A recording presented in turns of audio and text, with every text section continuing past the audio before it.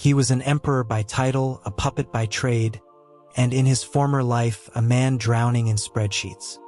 Now, Chancellor Julian sprawled on the obsidian throne, a monument to calculated apathy. Below, dancers from the Neon Quarter moved in a hypnotic, shimmering wave, their bodies an offering to a ruler who couldn't care less. A manufactured Yun cracked his jaw. Through watery eyes, he glanced at the semi-transparent timer only he could see, hovering in the corner of his vision. Republic collapse imminent. 3 days, 6 hours, 42 minutes, 11 seconds. Soon, the $10 billion payout was a beacon at the end of this farcical tunnel. The thought lent the gyrating performers a sudden, unearned appeal. They were, after all, architects of his downfall. He made a grand, dismissive gesture. They deserved a bonus. He declared they should all be rewarded, singling out the lead dancer for his particularly fluid movements with a promise of 100 gold CRS. The man nearly stumbled, his seductive posture faltering before he stammered his gratitude. Beside the throne, Marcus, the chief steward, wore an expression of profound constipation.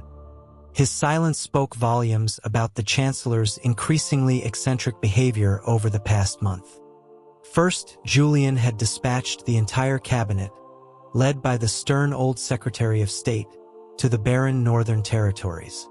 Their official mission was to oversee the construction of the new hydroelectric dam, a project meant to last a century.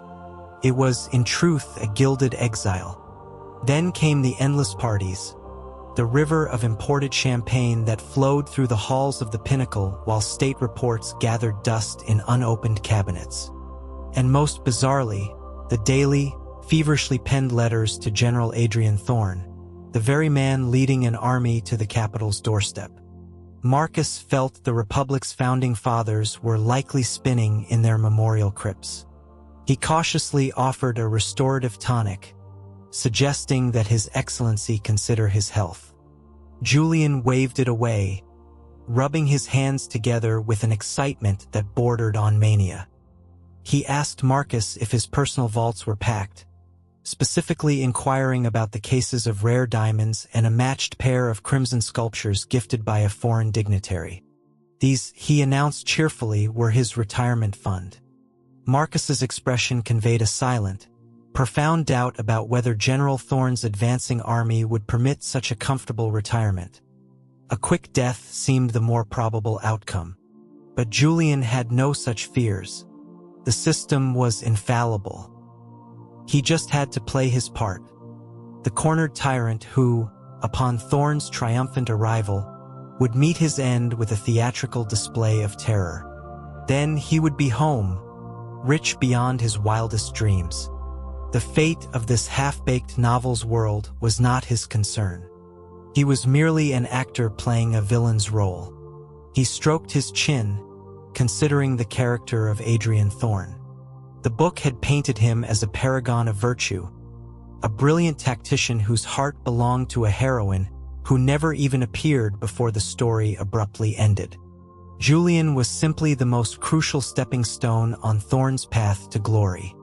A nervous aide scurried into the chamber, his voice trembling as he announced that General Thorne's forces had breached the Trident Bridge, the final defensive checkpoint. A grin split Julian's face. He clapped his hands and called it marvelous news, demanding a bottle of the strongest whiskey to celebrate. Marcus squeezed his eyes shut in despair. Countdown. 1 day, 12 hours, 05 minutes. Pacing the floor of his private chambers, Julian felt a flutter of nervous anticipation. His personal fortune, packed into discreet, high-tech cases, was piled behind the sweeping arc of his bed. To ensure the plot remained firmly on track, he decided one final push was necessary. He sat at his desk, spreading a sheet of heavy, cream-colored stationery and uncapping a fountain pen filled with crimson ink. He took a moment to channel the required persona before writing. He began with a salutation so saccharine it made his own skin crawl, addressing the general as his dearest heart. The system's internal system, which monitored his deviation from character, remained safely in the green. He wrote of sleepless nights spent in the vast, empty pinnacle, his thoughts consumed by Thorn's valor. He described how news of the general's victories made his own heart race. He offered the entire republic, the seat of power, everything as a gift, if only Thorn would understand the depths of his supposed devotion. It was a masterpiece of cloying prose, a letter designed to incite pure, unadulterated rage. He sealed the envelope, feeling nauseous but satisfied, and summoned a black-clad operative from the shadows. The courier was instructed to deliver it by the fastest route, directly into the general's hands. The operative's face was a mask of indifference, long past being surprised by his leader's madness. As the man vanished, Julian exhaled. If this didn't cement Thorn's murderous intent, nothing would. Countdown, 0 hours, 00 minutes, 1 second. The sound arrived as promised. A distant roar of conflict that grew steadily into the sharp, percussive clang of metal on metal just beyond the palace gates. It was showtime. Julian, with the dedication of a seasoned actor, dabbed a potent menthol concentrate beneath his eyes. The effect was instantaneous and agonizingly effective. Tears streamed down his face. He grabbed a small, ornate box containing the sovereign's seal and a few other key instruments of power, and huddled in the corner by his bed, forcing his body into a convincing, terrified tremor. The heavy doors to his chambers exploded inward, ripped from their hinges by a tremendous force. A frigid wind, carrying the metallic scent of blood, swept through the room. A tall, imposing figure, silhouetted against the raging fires outside, stepped across the threshold. He was clad in scorched, blood-spattered tactical armor, and his gaze locked onto Julian's trembling form. The hero had arrived to slay the villain. Julian summoned every ounce of his acting ability. His voice cracked, breaking on a sob, as he accused Thorn of being a traitor. He offered the Republic anything in exchange for his life. He squeezed his eyes shut, bracing for the swift, sharp pain of a blade. The system promised a pain-dampening feature. It would be like a mosquito bite. But the killing blow never came. Instead, there was the heavy thud of a weapon being dropped, followed by the muffled clang of armored knees hitting the marble floor. Julian cautiously opened his tear-blurred eyes. General Adrian Thorn was kneeling before him. He looked up, his handsome face smudged with soot, and his eyes burned with a fierce, gentle heat. He informed the Chancellor, his voice calm and steady, that he was late, but that the traitors within the city had been neutralized and the rebellion was over. Julian stared, his mind a blank slate of confusion. Rescue? Traitors? This was not the script. He was the traitor. The box slipped from his grasp, spilling the sovereign's seal and several golden ingots across the floor. Thorn's gaze followed the rolling seal. Then, he reached out and his hand closed around Julian's wrist with surprising strength. He leaned forward, picking up the seal from beside his boot, and placed it gently on the bed. His fingers then slid down to intertwine with Julian's, his grip tight, almost painful. He looked up, his expression one of unwavering seriousness. The Republic was the pledge, he stated, and the seal was the token. He, Adrian Thorn, had come to accept the offer of marriage as laid out in the Chancellor's hundreds of letters. Julian's brain short-circuited. Marriage? Those letters were poison, not proposals. They were meant to be Mingfu, death warrants, not a courtship. Thorn had misunderstood the entire premise. Julian tried to pull his hand away, but the general's grip was like iron. He stammered that Thorn must be exhausted, that he was the chancellor and Thorn his subject. He reminded him that they were both men. He pleaded with him to do what he came here to do, to just get it over with. Thorn did not rise. Instead, he shifted closer, trapping Julian in the small space between his body and the bed. The scent of blood and cold steel was overwhelming. A dangerous glint entered his eyes as he asked if the chancellor intended to go back on his word. He began to quote from the letters, his voice low and intense. He spoke of the promises of a shared future, of lonely nights spent yearning for his arrival, of the vow to dismiss all others and keep only Thorn by his side. With each quoted phrase, the color drained from Julian's face. He had, in his zeal to play the villain, written every one of those damnable melodramatic lines. Thorn recounted the most recent letter, the promise of the seal as a betrothal gift and the nation as a dowry. He had come to collect, he said, and now the chancellor was trying to recant. Julian was speechless, a cold sweat breaking out on his brow. It was a joke, he insisted weakly, a test of loyalty. He begged Thorn to take the chancellorship, to take anything, just let him go. Thorn's expression darkened, his grip tightening until Julian winced. He did not consider it a joke. He raised his other hand, gently brushing a stray tear from Julian's cheek. He confessed that during the darkest hours of the campaign, on the brink of death in the frozen wastelands, it was those very letters, those jokes, that had given him the will to survive. He had taken every single word to heart. Now it was too late to take them back. Looking into the depths of Thorn's consuming, sincere gaze, Julian felt his heart plummet. The plot had not just deviated, it had spectacularly self-destructed. His $10 billion dream evaporated. He screamed internally for the system, but his mind was met with absolute silence. The usually chatty AI was gone. Thorn announced that he had already instructed the State Department to begin preparations for the Union ceremony. The auspicious date was in 3 days. His eyes flickered to the scattered gold and jewels on the floor. He noted with a faint, wry smile that the chancellor had already packed his dowry. It was a comment that made Julian want to die on the spot. He made a last, desperate appeal about forcing things, but Thorn merely countered that he was only concerned with the outcome. He would have him, and he would learn to like it. Finally, Thorn released his wrist and stood, casting a formidable shadow over him. He turned and called for the guards waiting outside the ruined doors. 2 of his elite soldiers, emanating an aura of lethal competence, entered the room. Thorn ordered them to attend to the chancellor, with strict instructions that he was not to leave his chambers before the ceremony. Any failure would be met with military justice. As Thorn turned and walked away, his back straight and resolute, Julian understood.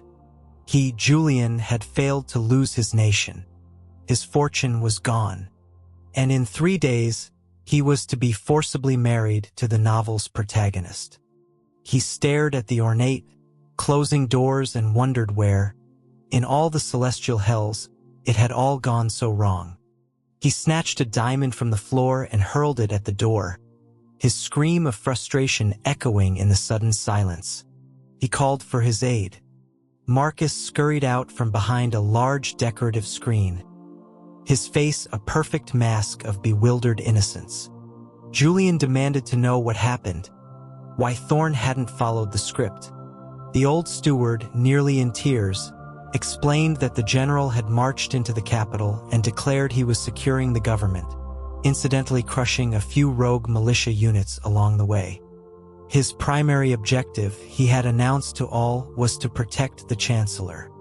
Julian pressed for information about the exiled cabinet members. Surely they wouldn't stand for this. Marcus's expression grew even more pained. He explained that Thorn's first act upon entering the city was to personally travel to the dam project and invite the old ministers back. When they had, quite rightly, accused him of treason, Thorn had simply produced a thick stack of letters. He allowed the old Secretary of State to read a few select passages. After a long, heavy silence, the Secretary had sighed that it must be the will of Providence, and agreed to oversee the union ceremony. It was the ultimate, soul-crushing humiliation. Not only had he failed, but his most cringeworthy, strategically deployed love letters were now state secrets, read by the very men he had wronged. He flopped backward onto the bed, utterly defeated. The next 3 days were a blur of exquisite torture. Thorn's personal guard stood watch 24/7. The Secretary of State, the same man who had once called him a disgrace to the Republic, came to measure him for a ceremonial suit. His face a complex tapestry of pity and disgust. Julian tried to reason with him, insisting he was being coerced, but the old man simply pulled out a folded letter. He read aloud one of Julian's most florid lines about yearning to see Thorn as one yearns for the sun, and wanting him by his side day and night. The secretary then looked at him with an expression that said, "Son, we all know what this is," and quietly took his leave. On the third morning, he was roused by a team of stone-faced attendants, who bathed and dressed him in a crimson suit of breathtaking craftsmanship, embroidered with gold thread in a pattern of interlocking eagles. It was beautiful, and it felt like a shroud. When he was finally led out, he saw Thorn waiting. The general had exchanged his battle armor for a pristine, dark blue dress uniform. His black hair swept back, looking so devastatingly handsome it was offensive. A smile touched Thorn's lips as he saw him, and he strode forward, taking Julian's hand as if it were the most natural thing in the world. His grip was warm, firm, and inescapable. He murmured that after today, they would be partners. Julian offered a tight, humorless smile and told him it wasn't too late to reconsider. But Thorn simply reminded him that he was getting what he came for. The ceremony was a surreal spectacle. Before the assembled officials, he felt like a puppet on a string, led through the motions by Thorn's steady hand. The expressions in the crowd ranged from shock to morbid curiosity. The old secretary, presiding over the affair, looked at their joined hands and wept, likely out of sheer relief that the nation was now in more capable hands. Finally, they were escorted back to the chancellor's chambers, now decorated with flowers and softly glowing lights. The attendants withdrew, closing the doors behind them. Julian immediately backed away, his heart pounding. He warned Thorn to stay back. Thorn simply raised an eyebrow, slowly removing his uniform jacket. He wondered aloud who Julian expected to answer his calls for help. He advanced, backing him toward the bed, his fingers gently tracing the line of Julian's jaw. His voice dropped to a low, husky register as he confessed that for hundreds of nights, Julian's words had been his only solace. Now, he intended to personally verify the passion described in those letters. As Thorn's face drew closer, Julian's mind went blank with panic. His fortune was gone, and now his virtue was on the line. In a final, desperate gambit, as Thorn's lips were about to meet his, he closed his eyes and yelled, "The system made me write it for $10 billion. I wasn't actually trying to seduce you." The words, insane as they were, hung in the air. Thorn paused, his body held perfectly still above him. The silence stretched, and Julian was certain he was about to be executed for his madness. Then, a low, soft laugh escaped Thorn's lips. "I know," he said. Julian's eyes flew open. Thorn knew? He knew, Thorn clarified, that Julian's initial motives might not have been sincere. But he also knew other things.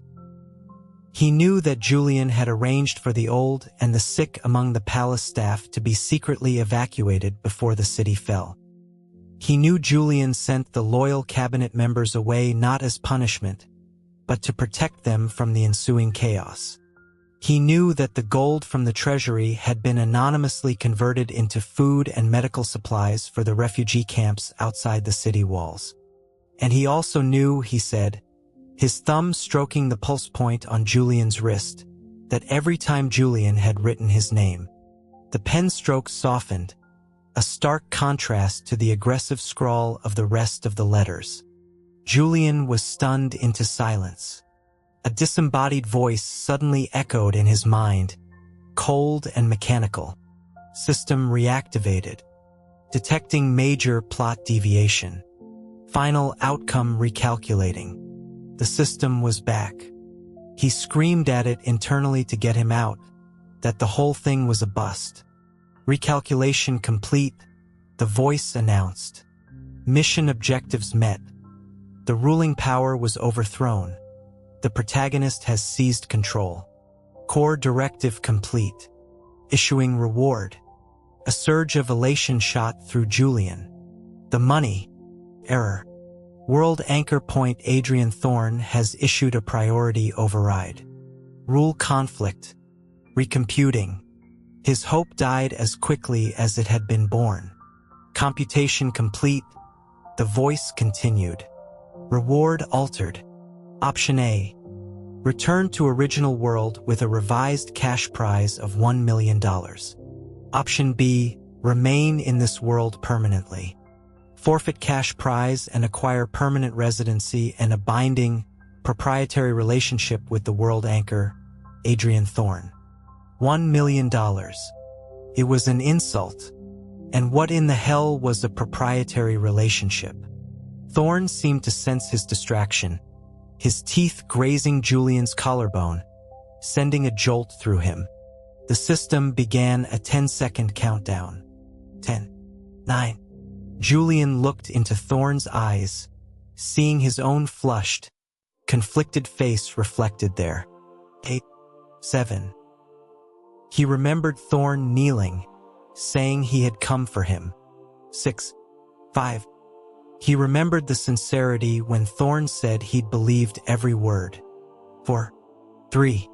$1 million was a down payment on a mortgage and a lifetime of debt. 2. To hell with it, Julian thought. I choose B. Selection confirmed. Reward issued. System unbinding. We wish you a pleasant existence. The voice vanished for good. At that exact moment, Thorne's eyes seemed to sharpen, as if he felt a fundamental shift in the world. He asked what was wrong. Julian let out a long breath, his body going limp with the sheer exhaustion of it all. The 10 billion was gone, but maybe what he'd gotten wasn't a total loss. He met Thorne's intense gaze, forcing a predatory glint into his own. Adrian, he said, his voice husky. I'm here. You said a lifetime of devotion. The whole nation. All of it. Does that offer still stand? A brilliant, dazzling light flared in Thorne's eyes. My word is bond, he swore. For all my life. Good, Julian said, his resolve hardening. In a move that surprised them both, he wrapped his legs around Thorne's waist. Because I intend to verify the merchandise. Let's see if your lifetime of devotion is worth the price. Thorne froze for a second, then a deep, genuine laugh rumbled in his chest. As my chancellor commands, he murmured, his voice thick with triumph. Later, in the tangle of crimson sheets and discarded uniforms, a single lucid thought fought its way through the haze in Julian's mind. The plot had, in a way, succeeded. He was overthrown. He was a captive. The ending was just different. He'd traded the role of dead tyrant for that of a consort. Still thinking of other things? A voice growled in his ear, followed by an action that made further thought impossible. All right, the 10 billion was gone. His straightness was a distant memory. His dignity was in tatters. But, he mused, as strong hands pinned his own above his head, at least he'd never have to worry about a mortgage again.